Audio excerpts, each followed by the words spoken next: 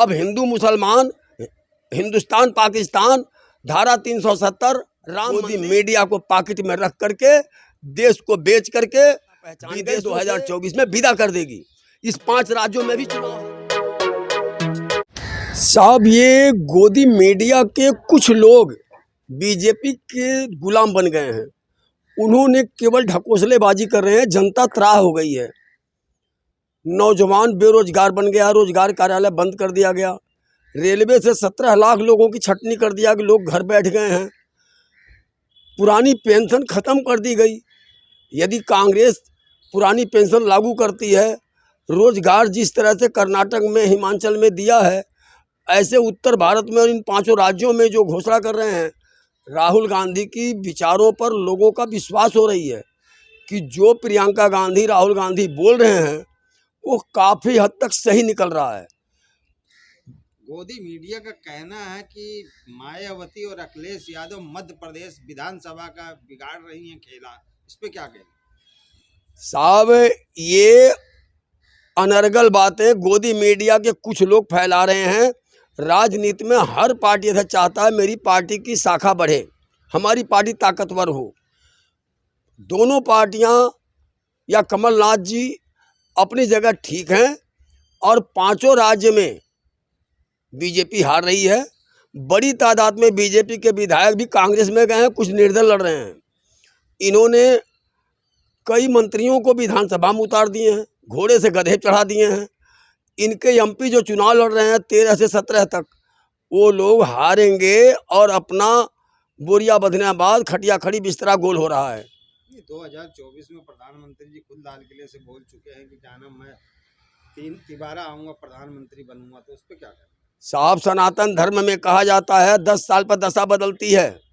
मोदी जी जड़ से झूठ बोलते हैं। अपनी माँ का भी नहीं बख्शे, माँ को बार बार बेइज्जती करते हैं कि मेरी माँ ने जूठा बर्तन धो के मुझे पढ़ाई है।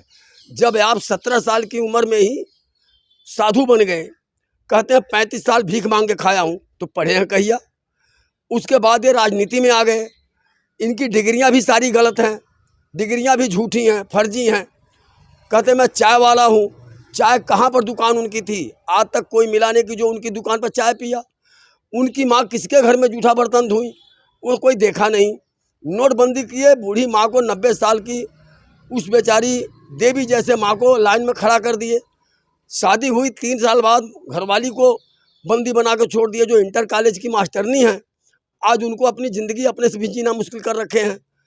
इन्होंने बचपन में माँ बाप को धोखा दिया, जवानी में घरवाली को धोखा दिया, प्रधानमंत्री बने, मुख्यमंत्री बने तो आम जनता को धोखा दे रहे हैं, पूरे भारत को धोखा दे रहे हैं। जी, मैं ये कह रहा हूँ, देश में बेरोजगारी, महंगाई, भ्रष्टाचार इतनी फैली हुई है, इसके जिम्मेदार कौन? आप इसको 2024 के बाद पूरी भारत को मोदी जी, अमित शाह ने बेचने का काम किया।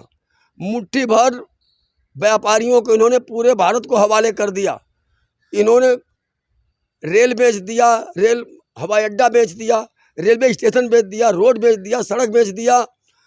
किसानों के बेचने का काम किया। जो 13 महीने बैठ करके किसानों ने तपस्या किया, 700 से ज़्यादा किसान मर गए। किसानों के तो आए उन्होंने दुगनी करी है, गोदी मीडिया बताती है। जड़ से झूठ बोलती हैं। गोदी मीडिया के कुछ लोग बीजेपी के गुलाम बन गए। रात दिन झूठ बोलते हैं, झूठी अफवाह फैलाते हैं। जातिगत जनगणना बिहार सरकार ने जो किया, वह छोटी सी उम्र का तेजस्वी यादव मोदी जी के लिए काल बन गया है। अब पूरे भारत में ओबीसी को पता चल गया कि हमारी संख्या होनी चाहिए, जिसकी जितनी संख्या भारी उसकी उतनी भागीदारी। जनगणना की आवाज़ हर जगह उठ रही है। यहाँ तक कि बीजेपी के गठबंधन में जो 48 पार्टियाँ थीं, वो उनसे काबू से बाहर होती जा रही हैं। आज 36 रह गई। 36 में से भी कई पार्टियां निकलने जा रही हैं। मोदी जी की संगठन अब कमज़ोर हो रही है, लोगों का विश्वास घट रहा है। मोदी जी राम के नाम पर कितना झूठ बोलेंगे, राम भी उनसे नाराज हो चुके। यादव जी, वो तो भव्य राम मंदिर बना रहे हैं। देखिए, रोजगार तो आता रहेगा, लेकिन मंदिर मस्जिद तो बहुत कम। साहब, धारा 370 और राम मंदिर के नाम पर इन्होंने जनता को बहुत ठग चुका। राम के नाम पर जमीन हथियाई जा रही है। राम मंदिर के संगठन में केवल सवर्णों को रखा गया है। एक पराशरण दलित हैं, ओबीसी एक भी नहीं है। आपकी हुकूमत में 90 सचिव हैं, 90 में से 3 ओबीसी के हैं, एक मुसलमान है, एक दलित है। 85 सवर्णों से देश चल रहा है, बाकी भागीदारी कहाँ चली गई? नहीं, उनको वोट इस 2024 में लोग क्यों नहीं देंगे? 80 करोड़ जनता को राशन दे रहे हैं 5 किलो, तो वोट तो देना चाहिए उनको। इन्होंने 80 करोड़ जनता को भिखारी बनाया है। 5 किलो राशन से किसी का घर नहीं चल रहा है। जनता ने कभी इनसे राशन नहीं मांगा। जनता ने कहा महंगाई कम करो, शिक्षा बढ़ाओ, रोजगार बढ़ाओ, अस्पतालों में दवा और डॉक्टर बढ़ाओ। लेकिन उन्हें 5 किलो राशन दे करके लोगों को गुमराह करने का काम किया। रोजगार चाहिए, शिक्षा चाहिए, स्वास्थ्य चाहिए, जो इन्होंने पूंजीपतियों के हाथ बेच डाला। यादव जी ये कहते हैं कि देश विश्व गुरु बन गया, और हमारे प्रधानमंत्री जब से नरेंद्र मोदी जी आए 2014 के बाद आज़ादी मिली है, और आज दुनिया के अंदर उनका डंका बज रहा है। आप उस पर क्या कहें? जड़ से झूठ है। जनता अब जाग गई।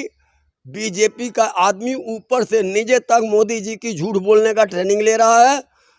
जितने घोटालेबाज भगोड़ा, नीरव मोदी, ललित मोदी, विजय माल्या, नीरव वो चौकसी, सारे भगोड़ा गुजरात के, सारे ठेकेदार सरकारी गुजरात के, राज्यपाल आधी भारत के सारे राज्यपाल गुजरात के, यूपी में स्मृति ईरानी गुजराती है, मोदी जी गुजराती हैं, अमित शाह गुजराती हैं, ईडी चीफ गुजराती है, एसबीआई चीफ गुजराती है। इन्होंने सारे चुनाव अधिकारी गुजराती बना दिया। सारी हथकंडा अपना करके गुजरातियों को बैठाए हैं। लेकिन मिलिट्री में एक भी गुजराती 100 नहीं आता है। क्या गुजरात के लोगों के देश नहीं है? सीमा पर क्यों नहीं जाते हैं? यूपी, बिहार, हरियाणा, राजस्थान के लोग सीमा से लाश आती है, रोते हैं। पूरे प्रदेश के लोग जाकर के वहाँ सांत्वना देते हैं। आखिर गुजरात के सिपाही कहाँ जाते हैं? ये भेदभाव अब जनता को पता चल गया। गुजरात के राज्यपाल बनेंगे, ईडी सीबीआई के चीफ बनेंगे, चुनाव का चीफ बनेंगे, देश का राज्यपाल बनेंगे, तो आखिर सीमा पर क्यों नहीं जाते हैं? ये भेदभाव कब तक चलेगा? अब हिंदू मुसलमान, हिंदुस्तान पाकिस्तान, धारा 370, राम मंदिर, ये सब जनता जान गई। राम सबके हैं, राम अकेले बीजेपी वालों को नहीं। ये जय श्री राम करके जनता को गुमराह करते हैं। अब नौजवान जान चुका है, ऐसा कोई ढकोसलेबाजी नहीं चलेगा। 2024 में मोदी जी की सरकार जाएगी। अब जोगी मोदी का समय विदाई किया गया, ये अपने ही कर्मों से चले जाएंगे। आपने वो नारा सुना होगा, मैं भी चौकीदार हूँ, बहुत फेमस हुआ था। साहब, इन्होंने कहा मैं चौकीदार हूँ। चौकीदार चोर है। राहुल गांधी ने शुरू में कहा चौकीदार चोर है। एक चाय वाला हवाई जहाज खरीद लिया, बुलेट प्रूफ रेल वो गाड़ी ले लिया। आज तक हमारे कोई प्रधानमंत्री, राजघराने के बीपी सिंह थे, वो भी हवाई जहाज नहीं लिए। राजेंद्र बाबू हवाई जहाज नहीं लिए, राष्ट्रपति थे। इंदिरा गांधी हवाई जहाज नहीं दी, जो पूर्वी पाकिस्तान को कब्जा करके बांग्लादेश बना दिया। 19,000 सैनिकों को कब्जा कर लिया। नक्शा से ही आधा पाकिस्तान मिटा दिया, वो भी हवाई जहाज निजी नहीं लिया।